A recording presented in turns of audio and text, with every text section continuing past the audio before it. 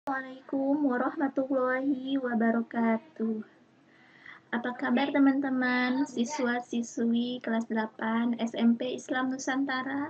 Mudah-mudahan kalian semua selalu dalam lindungan Allah Subhanahu wa taala, tetap semangat belajar dari rumah, tetap sehat, tetap jaga kesehatan di rumah, dan ingat untuk selalu menerapkan 5M. Ya, mencuci tangan dengan sabun atau antiseptik, memakai masker, menjaga jarak, menghindari kerumunan, mengurangi mobilitas atau interaksi.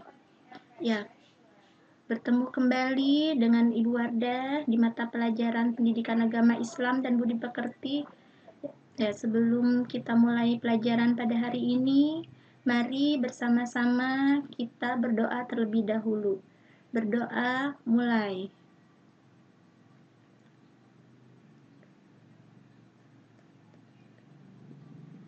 Ya, selesai. Ya, pada pertemuan kali ini Ibu mau lihat dulu siapa yang sudah hadir ke dalam kelas. Ibu absen terlebih dahulu ya. Ahmad Rafiki Ihsan. Ya, Ihsan sudah hadir. Abdan Audan, Abdul Rohim, Nur Sri Hartanti, Nur Hayati, Rahayu Lestari, Razik Sidik, Rudi Hermansyah, Siti Nur Latifah, Suti Soliha, Syafri Fahrizal, Usman Ibrahim, Wais Al-Bukhari, Wulan Handayani. Alhamdulillah ya, semuanya sudah hadir di kelas. Ya, bagus ya, kalian masih tetap semangat mengikuti pembelajaran jarak jauh ini. Ya nih, Ibu mau lihat dulu nih, Ibu mau periksa dulu kerapihan kalian. Apa kalian pagi ini sudah berpakaian rapi? Yang anak putrinya sudah cantik-cantik, yang cowoknya tetap ganteng, rambutnya dicukur rapi. Ibu mau kalian membuka nih layar video kalian. Ibu melihat kerapihan kalian pada hari ini. Ya, dibuka ya semua ya videonya, layarnya. Ya, oke. Ya, terima kasih. Ya, Ibu sudah melihat kalian semua dalam keadaan rapi, dalam keadaan semangat belajar.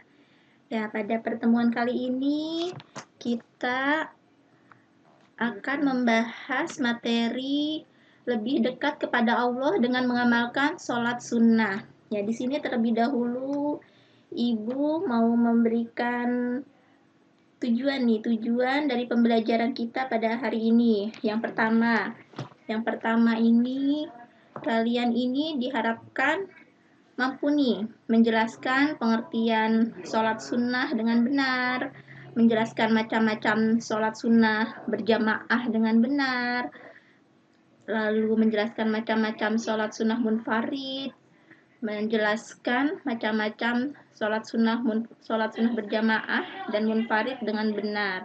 Yang terakhir, kalian mampu menjelaskan ya hikmah dari melaksanakan sholat sunnah. Nah, ini tujuan pembelajaran kita pada hari ini ya. Ya, dipersiapkan dulu ya bukunya, semuanya dipersiapkan, buku paketnya, alat tulisnya, silahkan dipersiapkan. Ya, sudah. Ya, sekarang coba nih, lebih dekat kepada Allah dengan mengamalkan sholat sunnah. Apa sih sholat sunnah itu? Ya, sholat sunnah adalah sholat yang dianjurkan nih untuk kita mengerjakannya. Ya, jadi orang yang melaksanakan sholat sunnah itu mendapatkan pahala dan keutamaan dari Allah Subhanahu wa taala. Tapi gimana nih kalau kita tidak mengerjakan sholat sunnah? Ya, jadi seseorang yang tidak melaksanakan sholat sunnah, ya tidak apa-apa, dia tidak berdosa. Itu pengertian dari sholat sunnah. Jadi sholat sunnah itu sholat yang dianjurkan untuk kita mengerjakannya, ya untuk kita melaksanakannya, agar kita mendapat pahala dan keutamaan dari Allah Subhanahu wa taala. Tapi kalau kita tidak melaksanakannya, ya kita tidak berdosa. Itu pengertian dari sholat sunnah. Nih, Ibu mau kalian merenungkan dulu nih. Kalian bercermin, kita semua bercermin diri dulu. Ibu tanya dulu nih, sudahkah nih? Sudah belum nih kita melaksanakan sholat wajib dengan benar dan sempurna? Ayo kita introspeksi diri. Kita sudah belum mengerjakan sholat wajib? Kita kan membahas sholat sunnah. Kita introspeksi dulu terlebih dahulu. Bagaimana sholat wajib kita? Apa kita sudah mengerjakan sholat wajib kita dengan benar, dengan sempurna? Iya, ada yang jawab, sudah Bu. Belum Bu, masih bolong-bolong. Ya, kita harus terus berusaha ya, terus berupaya agar sholat kita itu terjaga. Jadi jangan sampai kita meninggalkan sholat fardu. Ya, kita harus introspeksi diri ya, bahwa sholat yang kita kerjakan itu sudah betul atau belum, sudah khusyuk atau belum. Bagaimana kita melatih agar sholat kita ini khusyuk? Kita harus terus berlatih agar sholat yang kita laksanakan, sholat yang kita kerjakan itu kita bisa khusyuk. Ibu saya kan kalau sholat selalu ingat makanan yang di meja, ingat dia Bu yang cantik. Aduh ya, itu kita harus belajar ya, kita harus terus belajar agar kita harus berlatih agar sholat kita menjadi khusyuk. Ya, bagaimana nih kalau ternyata sholat kita dianggap sempurna, belum dianggap benar, kita masih jauh dari kata khusyuk. Ibu, aku sholatnya belum khusyuk, sholatnya masih bolong-bolong. Nah, jadi Rasulullah itu mengajarkan kepada kita yang untuk menutup kekurangan dalam sholat kita. Maksudnya apa? Menutup kekurangan dalam sholat kita, yaitu kita disuruh menyempurnakan kekurangan sholat wajib kita itu dengan melaksanakan, ya betul, melaksanakan sholat sunnah. Ya, ini sebagaimana yang Rasulullah ajarkan nih, yang Rasulullah ajarkan kepada kita. Ya, dengan melaksanakan sholat sunnah, ya kita dapat mendekatkan diri kepada Allah Subhanahu wa Ta'ala, ya serta menyempurnakan sholat kita. Jadi dengan kita melaksanakan sholat sunnah, itu kita untuk menutup ya sholat kita yang bolong-bolong, sholat fardu kita yang masih belum khusyuk, yang masih belum sempurna. Ya, jadi pelaksanaan sholat sunnah ini cerminan dari tingkat ketakwaan kita kepada Allah Subhanahu wa Ta'ala. Ya, dalam melaksanakan sholat sunnah ya kita kan hanya semata-mata mengharapkan ridho dari Allah Subhanahu wa Ta'ala. Ya, jadi dalam sholat sunnah ini kita dituntut di bagaimana kesungguhan kita, tekad kita yang kuat ya untuk merelakan apa? Merelakan waktu, merelakan tenaga ya untuk melaksanakan ya sholat sunnah. Ya, kita ngelaksanain sholat wajib aja sudah berat. Padahal kalau kita sudah terbiasa itu tidak akan berat lagi, malah kita merasa aduh kalau kita ninggalin sholat sunnah gimana rasanya ya, ada yang kurang. Ya, jadi di sini ya dengan melaksanakan sholat sunnah itu bukan hanya sekedar melaksanakan kewajiban. Jadi Allah sebenarnya siapa sih yang membutuhkan ibadah? Jadi Allah itu tidak membutuhkan ibadah kita. Ya, kitalah yang membutuhkannya. Kita yang butuh ibadah kepada Allah Subhanahu wa Ta'ala. Ya. Kita nih berharap agar Allah menerima ibadah kita. Ya, sehingga kita mendapatkan apa? Mendapatkan kebahagiaan, ketenangan hidup di dunia dan di akhirat. Kita mengharapkan keridhaan Allah Subhanahu wa Ta'ala. Ya. Iya, yang tadi Ibu bilang ya, Ibu susah Bu melaksanakan sholat sunnah. Ya, Ibu tanya dulu, sebenarnya sholat sunnah itu mudah atau tidak dikerjakan? Susah atau tidak nih dikerjakan? Iya, ada yang bilang susah, ada yang bilang mudah ya. Kalau susah dan mudahnya itu ya itu tergantung. Itu tergantung dari niat kita masing-masing, dari tekad kita masing-masing.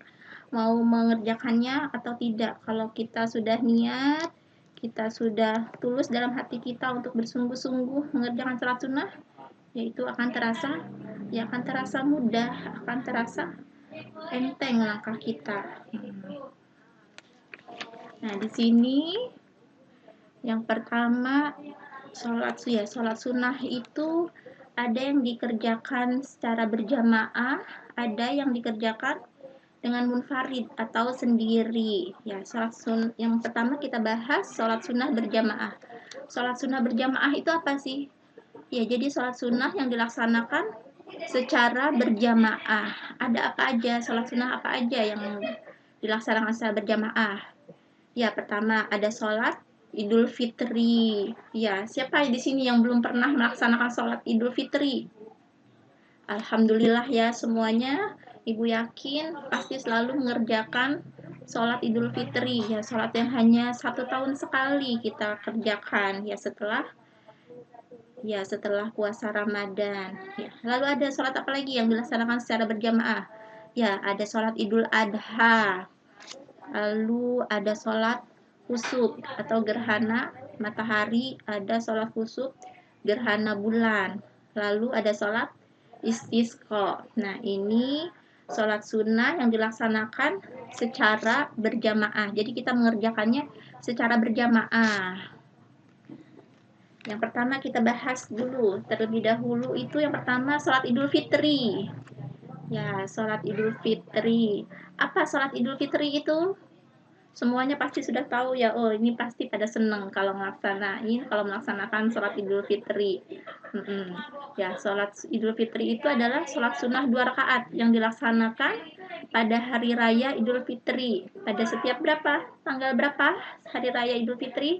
Ya, tanggal 1 Syawal. Jadi setelah kita melaksanakan puasa Ramadan 1 bulan penuh lamanya, ya kita melaksanakan sholat Idul Fitri. Di mana kita melaksanakan sholat Idul Fitri? Ya, sholat Idul Fitri itu bisa kita laksanakan di masjid atau di tanah lapang. Bisa di lapangan, ya, bisa di masjid, ya. Itu dalam melaksanakannya. Di sini Id sendiri, Id itu apa artinya? Id itu artinya kembali, ya. Kembali apa? Kembali dengan hari raya Idul Fitri. Kita kembali nih dihalalkan berbuka, ya, seperti makan, minum, ya, makan minum di siang hari yang sebelumnya selama sebulan Ramadan itu dilarang. Jadi pas tanggal 1 Syawal, pas hari raya Idul Fitri, itu semua makanan minuman yang semula diharamkan pada siang hari, ya itu kembali dihalalkan. Ya, waktu melaksanakan sholat Idul Fitri, kapan waktunya? Waktunya itu sesudah terbit matahari sampai tergelincirnya matahari, ya di tanggal 1 Syawal. Ya, apa hukum dari melaksanakan sholat Idul Fitri? Ya, hukumnya itu sunat mu'akkadah, sunnah yang sangat dianjurkan. Ya, sebentar lagi kita memasuki bulan Ramadan ya. Ya, jadi setelah kita puasa Ramadan, kita melaksanakan sholat Idul Fitri. Ya, lalu yang kedua, sholat yang dikerjakan secara berjamaah itu ada sholat Idul Adha. Ya, sholat Idul Adha sama nih. Ini sholat 2 hari raya kita ya. Ini sholat Idul Adha itu sholat yang dilaksanakan pada hari raya kurban atau hari raya Idul Adha. Kapan dilaksanakannya? Ya, dilaksanakannya pada pagi hari, tanggal 10 Zulhijjah, yaitu bertepatan dengan pelaksanaan rangkaian ibadah haji di Tanah Suci. Ya, jadi kita melaksanakan sholat Idul Adha itu tanggal 10 Zulhijjah. Ya. Hukumnya apa melaksanakan sholat Idul Adha? Hukumnya itu sunnah mu'akkad, ya, sunnah yang sangat dianjurkan. Dia sama ya seperti sholat Idul Fitri, boleh dilaksanakan di masjid atau di tanah lapang. Itu sholat Idul Adha. Lalu sholat khusuf atau gerhana matahari. Ya, sholat sunnah khusufus syams ya, ini atau gerhana matahari. Ini sholat sunnah yang dilaksanakan ketika terjadi peristiwa gerhana bulan kalau khusuf. Ya. Ini sholat gerhana bulan. Hukum hukumnya apa? Melaksanakan sholat gerhana bulan. Ya, hukumnya itu sunnah muakkad, sunnah yang dianjurkan. Waktunya kapan? Ya, waktu melaksanakan sholat gerhana bulan itu pada saat mulai gerhana. Jadi pada saat terjadi gerhana bulan sampai bulan itu utuh kembali. Nah, itu waktu pelaksanaan sholat gerhana bulan. Ya, di sini coba kalian lihat di buku paketnya. Ya, di buku paketnya ada ya, ada bagaimana niatnya, niat sholat. Ya, niat sholatnya itu Ibu bacakan ya terlebih dahulu. Ya, Bismillahirrahmanirrahim. Usolli sunata kusufi rok'ataini ma'mu'man atau imaman lillahi ta'ala. Ya, saya berniat sholat gerhana bulan 2 rakaat ya sebagai makmum atau imam karena Allah Ta'ala. Jadi pada saat terjadi gerhana bulan kita sangat dianjurkan nih untuk melaksanakan ya sholat kusuf ini, sholat gerhana bulan ini. Sholat kusuf atau sholat gerhana matahari. Apa sholat kusuf atau gerhana matahari ini? Ya, sholat sunnah yang dilaksanakan ketika terjadi gerhana matahari. Hukumnya, hukum melaksanakan sholat ini sunnah muakkad. Jadi sholat kusuf gerhana matahari atau kusufus syam ini ya dilaksanakan ketika terjadi gerhana matahari. Ya, jadi dimulainya ketika mulai terjadi gerhana matahari sampai matahari kembali tampak utuh seperti semula. Itu waktu pelaksanaan sholat kusuf gerhana matahari. Apa nih yang membedakan sholat kusuf dibanding sholat pada umumnya? Ya, jadi di dalam sholat kusuf itu setiap rakaat itu terdapat 2 kali membaca surat Al-Fatihah dan 2 kali ruku. Ya, jadi dalam 4 rakaat dalam sholat kusuf itu jadi ada 4 kali sujud, ya 4 kali ruku dan 4 kali membaca surat Al-Fatihah. Jadi itu yang membedakan sholat kusuf atau sholat gerhana dengan sholat lainnya. Ya, jadi sholat kusuf apa? Sholat yang dilaksanakan ketika terjadi gerhana matahari. Hukumnya itu sunnah muakkad. Waktunya kapan? Waktunya pada saat terjadi gerhana matahari, ketika mulai terjadi gerhana matahari sampai matahari tampak utuh seperti semula. Lalu yang sholat yang dilaksanakan ya secara berjamaah, ya ada sholat istisqa. Ya, siapa di sini yang pernah melaksanakan sholat istisqa? Ya, sholat istisqa apa? Sholat istisqa? Ya, sholat istisqa itu sholat sunnah 2 rakaat yang dilaksanakan untuk memohon diturunkan hujan. Ya, jadi pada saat kita musim kemarau yang berkepanjangan, kita dianjurkan untuk melaksanakan sholat istisqa atau sholat untuk memohon diturunkannya hujan. Ya, jadi kita disunahkan nih untuk melaksanakan sholat istisqa. Ya, ini untuk mendekatkan diri kepada Allah, memohon ampun ya, memohon ampun seraya berdoa ya agar segera diturunkan hujan. Ya, di sini sebelum melaksanakan sholat istisqa ya kita diharapkan untuk berpuasa dulu, berpuasa selama berapa hari? Selama 4 hari berturut-turut. Ya, jadi sebelum sholat istisqa digelar, ya kita dianjurkan untuk puasa dulu nih, puasa selama 4 hari berturut-turut. Lalu kita dianjurkan untuk bertobat dulu pada Allah Subhanahu wa taala dari segala kesalahan dan dosa kita. Ya, menghentikan kemaksiatan, serakah dan merusak lingkungan. Ya. Jadi setelah kita berpuasa 4 hari, baru kemudian pada hari keempatnya ya semua anggota masyarakat muslim itu pergi nih ke tanah lapang. Jadi dilaksanakannya di tanah lapang ya, di tanah lapang, di lapangan terbuka, yaitu untuk digunakan untuk melaksanakan sholat istisqa. Ya, juga dianjurkan memakai pakaian sederhana. Terus disunahkan membawa binatang peliharaan tanah lapang tersebut. Jadi kalau di rumah kita ada kucing, ada kambing misalnya, itu boleh diikut sertakan ya, dibawa ke tanah lapang. Lalu di sepanjang perjalanan nih dari rumah menuju tempat untuk melaksanakan sholat istisqa, ya kita dianjurkan untuk banyak beristighfar, banyak memohon ampun kepada Allah Subhanahu wa taala, lalu memperbanyak zikir kepada Allah Subhanahu wa taala.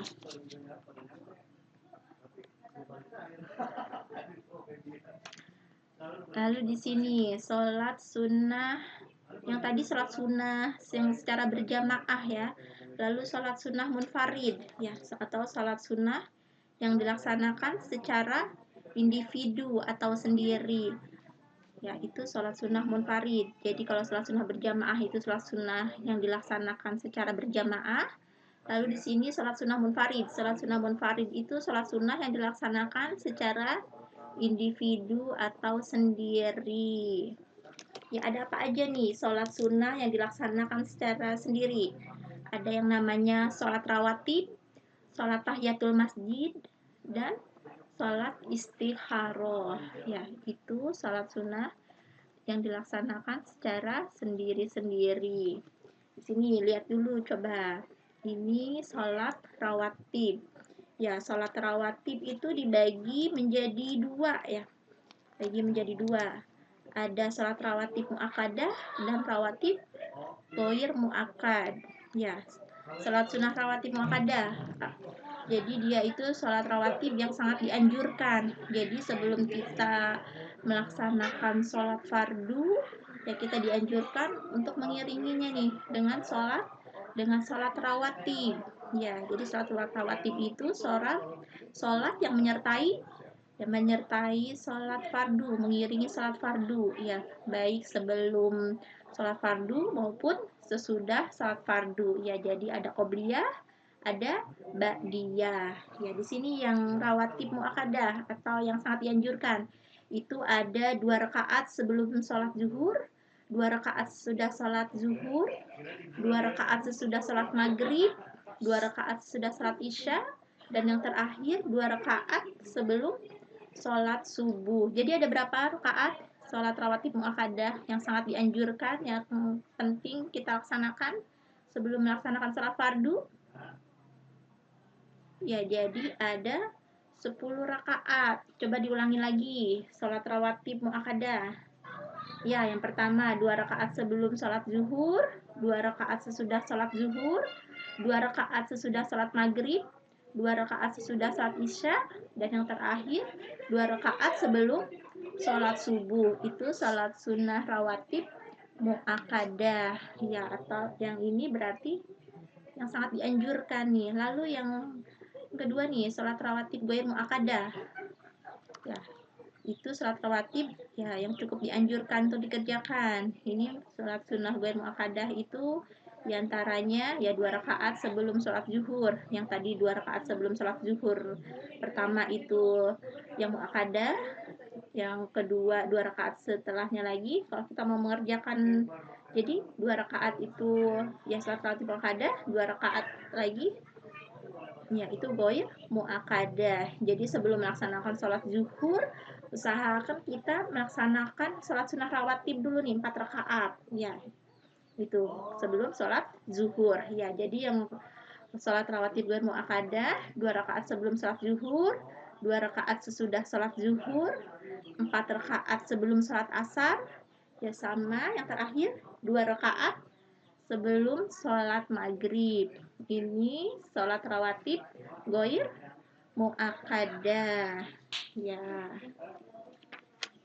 kita dilatih ya. Ibu harap kalian melatih diri kalian nih, ya melatih diri kalian masing-masing untuk melaksanakan sholat rawatib ini.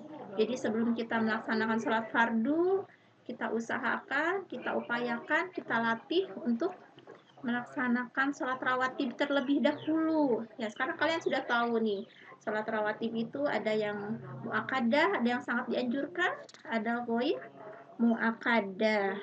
Ya, ini yang cukup dianjurkan. Seperti contohnya, sebelum kalian sholat zuhur, ya kalian laksanakan 2 rakaat sebelum sholat zuhur itu ya itu masuk rawatib muakkadah. Lalu kalian kerjakan lagi 2 rakaat sebelum sholat zuhur, yaitu yang rawatib, goir, mu'akada. Jadi sebelum melaksanakan sholat zuhur, kalian melaksanakan sholat rawatib berapa rakaat? Ya, 4 rakaat. Ya, mudah-mudahan ya, amin. Kita latih, kita biasakan dari sekarang untuk melaksanakan sholat rawatib ini. Ya, jadi sholat rawatib ada yang sebelum melaksanakan sholat fardu, ada yang sesudah melaksanakan sholat fardu. Yang sebelum sholat fardu itu namanya qobliyah, ya qobliyah namanya ya. Yang sesudah sholat fardu, ya ba'diyah, ya dikerjakan setelah sholat fardu. Nanti cara pelaksanaannya akan kita bahas di pertemuan selanjutnya ya. Lalu selanjutnya ada sholat tahiyatul masjid. Ini kita sering kan ke masjid kan. Jadi sholat tahiyatul masjid itu apa sih?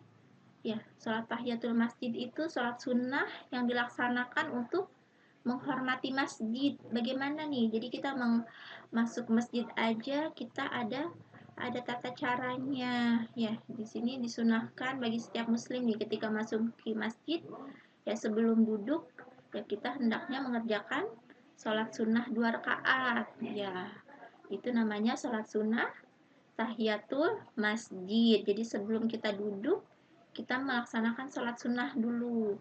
Ya, memasuki masjid kita mendahulukan kaki yang mana? Ya, kaki kanan terlebih dahulu.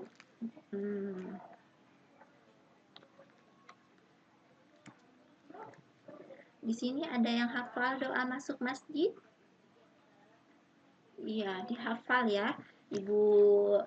Ibu bacakan doa masuk masjid, kalian hafalkan bisa. Kalian harus kalau masuk masjid dibaca nih doa ini ya.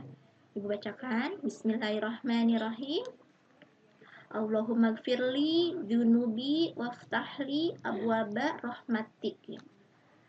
Ya Allah, ampunilah dosa-dosaku dan bukakanlah pintu rahmatmu untukku. Jadi ketika kita masuk ke dalam masjid, kita membaca doa masuk masjid dengan kaki, mendahulukan kaki mana? Kaki sebelah kanan.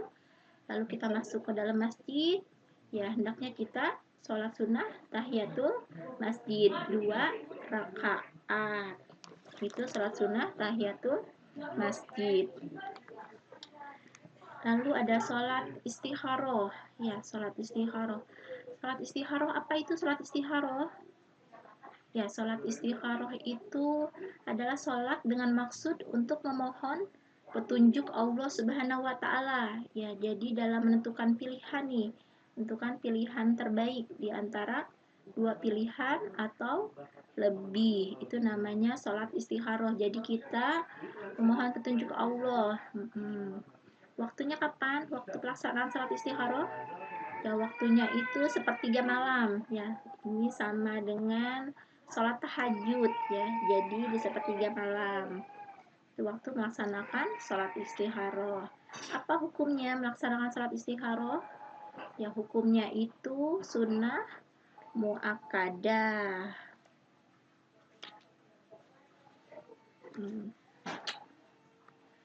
Lalu di sini sholat sunnah berjamaah atau munfarid.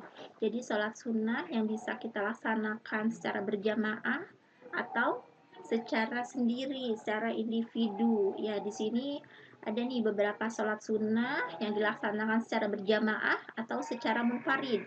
Ada sholat apa aja? Di sini sholat yang dimaksud itu ada sholat tarawih, sholat witir, sholat duha, sholat tahajud, sholat tasbih. Ya, itu sholat yang dilaksanakan secara berjamaah atau munfarid. Ya, yang pertama sholat tarawih. Sholat tarawih itu nih, ini sholat yang dilaksanakan ya pada malam bulan Ramadan. Ya, kita sering ya, kita selalu melaksanakan sholat tarawih di bulan Ramadan. Sebentar lagi kita memasuki bulan Ramadan nih. Mudah-mudahan kita semua dalam keadaan sehat, kita bisa melaksanakan sholat tarawih. Baik kita mau melaksanakannya di masjid atau musola secara berjamaah atau di rumah masing-masing. Hukumnya apa? Hukum melaksanakan sholat tarawih? Ya, hukumnya sunnah muakkadah. Jadi sunnah yang sangat dianjurkan. Ya, dilaksanakannya kapan? Sholat tarawih itu dilaksanakannya setelah sholat isya. Setelah sholat isya sampai waktu fajar. Itu waktu pelaksanaan sholat tarawih. Ya, dia itu boleh dilaksanakan berapa rakaat? Ya, boleh dilaksanakan 8 rakaat, boleh 20 rakaat, 36 rakaat. Ya, jadi tidak masalah ya. Mau mengerjakan mana? Mau mengerjakan yang 8 rakaat, 20 rakaat, atau 36 rakaat. Jadi jangan dipermasalahin. Yang jadi masalah itu kalau kalian tidak sholat tarawih. Jangan hanya karena Bu kok di masjid sebelah beda ya Bu ya, dia 8 rakaat di saya 20 rakaat. Ya jadi tidak masalah. Tidak masalah dengan perbedaan rakaat. Kita boleh memilih, boleh melaksanakan 8, 20 atau 36 rakaat. Itu sholat tarawih. Jadi sholat tarawih bisa dikerjakan secara berjamaah, bisa dikerjakan secara munfarid atau sendiri. Lalu ada lagi sholat witir. Apa sholat witir? Ya, sholat witir itu sholat yang dilaksanakan dengan bilangan ganjil. Ya, mulai dari 1, 3, ya, 5, ya, 7, sampai 11 rakaat. Itu sholat witir. Jadi sholat witir itu sholat yang dilaksanakan dengan bilangan ganjil. Itu sholat witir. Ya, hukum apa hukumnya? Hukum melaksanakan sholat witir? Hukum melaksanakan sholat witir itu sunnah muakkadah ya, sunnah yang sangat dianjurkan. Waktu melaksanakan sholat witir itu sesudah sholat isya. Jadi sudah sholat isya sampai menjelang fajar atau subuh, itu waktu pelaksanaannya. Lalu ada lagi sholat duha. Ya, di sini sholat duha. Ya, kita sudah mulai dari kelas 7.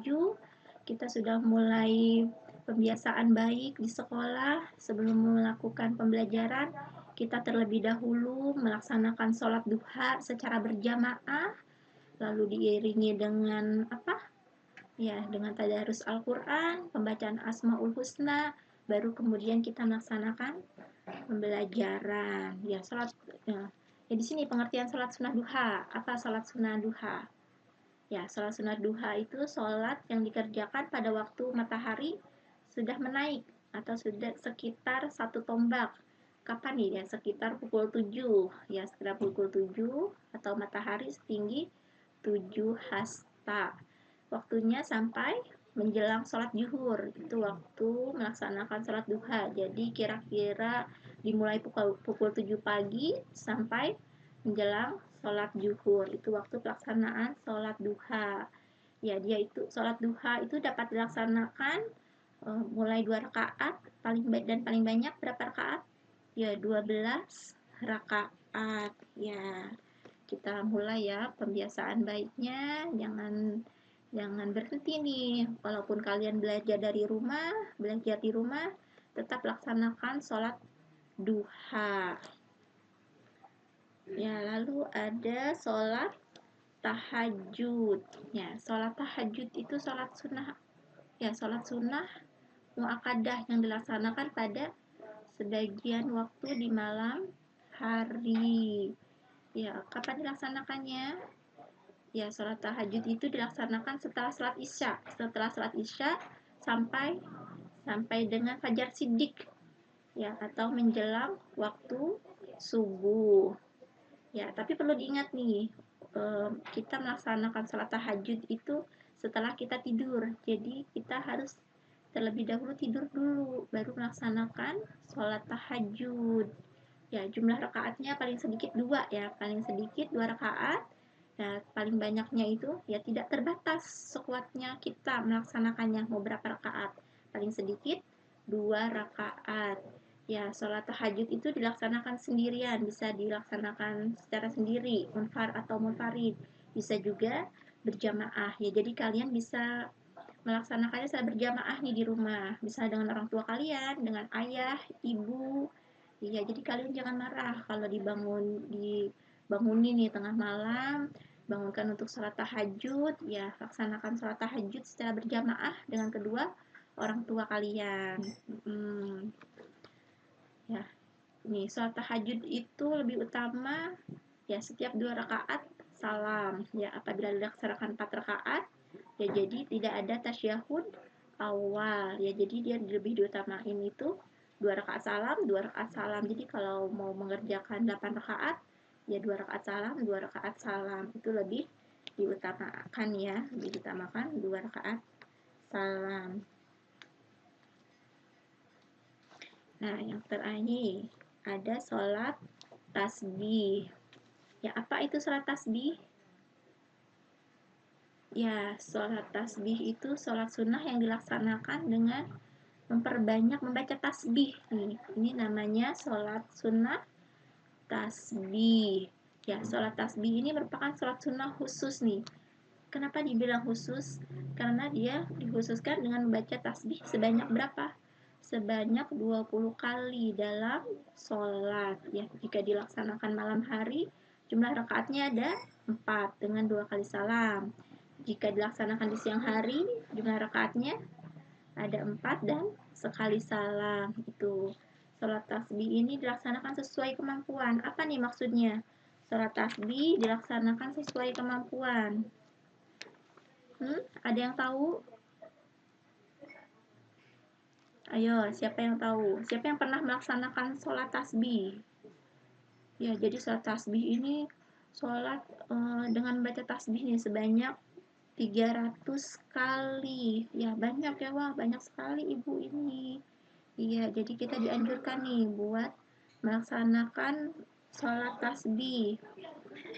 Ini sesuai kemampuan. Jadi, jika kita mampu melaksanakannya setiap hari kita laksanakan. Jika kita mampunya melaksanakannya seminggu sekali kita laksanakan. Ibu berat kalau setiap hari, kalau seminggu sekali. Kita bisa melaksanakannya sebulan sekali. Sebulan sekali masih belum bisa juga. Kita bisa melaksanakannya setahun sekali. Setahun sekali masih berat juga. Setidaknya seumur hidup 1 kali. Ya, dalam seumur kita hidup 1 kali, masa kita tidak melaksanakan sholat tasbih? Ya, ini sholat tasbih. Jadi Allah sudah meringankan nih. Lalu apa nih hikmah dari kita melaksanakan sholat sunnah? Ya, jadi dari sholat sunnah yang kita laksanakan itu banyak sekali hikmah yang bisa kita ambil, hikmah yang bisa kita dapat. Yang pertama, apa hikmahnya? Ya, pertama disediakan jalan keluar dari segala permasalahan dan persoalan. Ya, kita senantiasa akan diberikan rezeki yang cukup nih oleh Allah Subhanahu wa taala. Lalu apalagi? Menambah kesempurnaan sholat fardu. Ya, tadi Ibu bilang, jadi sholat sunnah itu menyempurnakan sholat fardu. Lalu menghapus dosa. Ya, menghapus dosa-dosa kita ya, meningkatkan derajat ya, derajat. Jadi kita mengharap keridhaan Allah nih, mengharap keridhaan Allah Subhanahu wa taala. Dengan kita melaksanakan sholat sunnah, kita menumbuhkan kecintaan kita kepada Allah Subhanahu wa taala. Ya, lalu apalagi hikmahnya? Hikmahnya ini sebagai ungkapan rasa syukur kita. Rasa syukur kita kepada Allah Subhanahu wa taala. Ya, hidup kita juga menjadi terasa lebih nyaman, lebih tentram dengan kita melaksanakan sholat sunnah. Lalu apalagi hikmahnya? Ya, hikmahnya itu bisa mendatangkan keberkahan pada rumah yang sering digunakan untuk sholat sunnah. Nah, itu diantaranya hikmah-hikmah yang bisa kita ambil dari melaksanakan sholat sunnah. Nah, nih tentunya kalian sudah semakin tahu ya setelah mempelajari materi ini. Ya, jadi bahwa sholat sunnah yang sering kita lakukan itu mempunyai tujuan untuk apa? Ya tadi, untuk menyempurnakan ibadah sholat fardu kita. Ya, sholat ini kan merupakan apa? Merupakan amal perbuatan yang pertama kali dihisab, pertama kali diperiksa pada hari kiamat. Jadi jika sholat kita sudah benar, jika sholat kita sudah sempurna, ya maka akan dicatat, ya akan dicatat bahwa sholat kita sempurna. Jadi sholat itu sangat penting ya. Ya, jadi untuk membantu kita, untuk membantu kalian semuanya nih menerapkan akhlak mulia ini, kita harus terus latih ya, terus latih untuk melaksanakan sholat sunnah. Nah, apa nih yang bisa kita simpulkan dari pelajaran kita pada hari ini? Yang pertama, sholat sunnah. Apa itu sholat sunnah? Ya tadi, sholat sunnah adalah sholat yang dianjurkan untuk mengerjakannya. Orang yang mengerjakan sholat sunnah itu mendapatkan pahala. Yang mendapatkan pahala dan keutamaan dari Allah Subhanahu wa Ta'ala. Ya, gimana kalau tidak mengerjakannya? Ya, kalau seseorang itu tidak melaksanakan sholat sunnah, dia tidak berdosa. Itu pengertian dari sholat sunnah. Ya, sholat sunnah ini sangat dianjurkan nih, sangat dianjurkan. Kita bisa melaksanakannya dengan berjamaah, bisa juga melaksanakan sholat sunnah dengan munfarid atau sendiri. Yang bisa kita laksanakan secara berjamaah apa saja tadi? Ya, sholat sunnah berjamaah itu ada sholat Idul Fitri, ada sholat Idul Adha, lalu apa lagi? Ada sholat Khusufus Samsi atau gerhana matahari, lalu ada sholat Khusuful Qamari atau gerhana bulan, dan yang terakhir sholat Istisqo atau sholat memohon hujan. Itu sholat yang dilaksanakan secara berjamaah. Lalu sholat sunnah yang dilaksanakan secara munfarid atau sendiri, yaitu sholat sunnah yang dilaksanakan, dikerjakan secara individu. Kita bisa mengerjakan masing-masing, sendiri-sendiri. Apa saja sholat yang dilaksanakan secara sendiri-sendiri? Yaitu tadi ada sholat apa aja? Ya, ada sholat rawatib, ada sholat tahiyatul masjid, ada lagi ya sholat istikharoh. Itu sholat yang dilaksanakan secara sendiri-sendiri. Lalu sebagian dari sholat-sholat sunnah itu ada yang boleh dilaksanakan secara berjamaah, ada yang boleh dilaksanakan secara sendiri. Apa saja tadi? Iya, ada sholat tarawih, ada sholat witir, sholat duha, sholat tahajud, dan sholat tasbih. Itu jadi sholat yang bisa dilaksanakan secara berjamaah maupun secara munfarid atau sendiri. Ya, tadi hikmahnya tadi banyak ya, sudah kita jabarkan hikmah melaksanakan sholat sunnah. Ya, mudah-mudahan kita semua bisa melaksanakan sholat sunnah, bisa melatih diri kita masing-masing untuk melaksanakan sholat sunnah, karena sholat sunnah ini sangat penting. Sholat sunnah ini sangat dianjurkan. Untuk apa? Untuk menyempurnakan sholat fardu kita. Ya, demikianlah pelajaran pada hari ini. Ibu harap kalian semua bisa memahami pelajaran kali ini dengan baik, ya, bisa mengamalkannya, bisa menerapkannya dalam kehidupan kita semua, bisa mengamalkannya, ya. Di pertemuan selanjutnya kita akan mempraktekkan satu persatu bagaimana tata cara melaksanakan sholat sunnah yang hari ini kita sudah bahas, ya. Itu di pertemuan selanjutnya. Nanti di pertemuan selanjutnya kita akan mempraktekkan sholat-sholat sunnah, ya. Demikian materi pada hari ini. Mudah-mudahan kita semua dibukakan pintu ke mudah-mudahan kita semua selalu dalam lindungan Allah Subhanahu wa Ta'ala. Kita semua sehat, panjang umur, bisa bertemu kembali di pertemuan selanjutnya. Ya, sebelum kita tutup pelajaran pada hari ini, mari bersama-sama kita mengucapkan hamdalah, kita berdoa bersama, ya. Alhamdulillah Rabbil Alamin. Kita tutup pelajaran pada hari ini dengan membaca doa. Ya, berdoa mulai. Ya. selesai.